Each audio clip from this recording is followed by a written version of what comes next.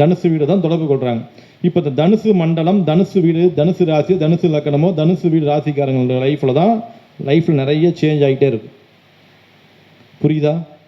உங்கள் லக்னத்துக்கு தனுசு எந்த பாவகமாக இருந்தாலும், தனுசு ராசியாக இருந்தாலும், நீங்கள் தனுசு லக்னமாக இருந்தாலும், நடக்கிற திசாநாதனோ புத்திநாதனோ தனுசில் இருந்தால் உங்களுக்கு பலன்கள் என்ன பண்ணோம்?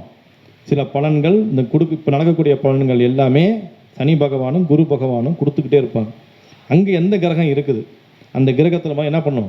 ஆட்டோமேட்டிக்காக உங்கள் வாழ்க்கையில் இயக்கத்தில் ஏற்படுத்தி கொடுக்கும். இதே 7வது டிகிரியில் 6ஆம் அதிபதியுடன் பாவகிரகங்கள் சம்மந்தப்படுது. இப்போ ஒன்று தனுசில் ஒரு லக்னத்துக்கு 6ஆம் அதிபதி இருக்குதான்னு வைங்க. இப்போ 7 டிகிரியில் தனுசில் இருக்கிறார், கூட கேது இருக்கிறார். என்ன பண்ணுவாங்க? கட்டாயம் இப்போ தான் வேலை இழப்புகள் ஏற்படும். திடீர்னு வேலை இழப்புகள் ஏற்படுறது, வேலையை விட்டு வெளியே வர்றது. புரியுதுங்களா? வேலையை எனக்கு வேண்டாம்னு விஆர்எஸ் எழுதி கொடுக்கறது, இந்த கம்பெனி வேண்டாம் வேறு வேலைக்கு போகிறேன் அப்படின்னு சொல்லி மாற்றுறது. இப்போ அங்கே ராகு இருக்கிறார், வேலையில் நல்லா வருமானமெல்லாம் கிடைக்கும். ஆனால் மேலதிகாரிகள் டார்ச்சர் அதிகமாக இருக்கும். அப்போ அவன் என்ன பண்ணுவான்னு கேட்டிங்கன்னா, என்னால் வேலையே செய்ய முடியல. பாருங்கள், ராகுக்கு இருந்தால் என்ன பலன், கேது இருந்தால் என்ன பலன் பிரிக்க தெரியணும். இது எல்லாமே சனி பகவான் இயக்கத்தில் வரக்கூடிய பாவங்கள்.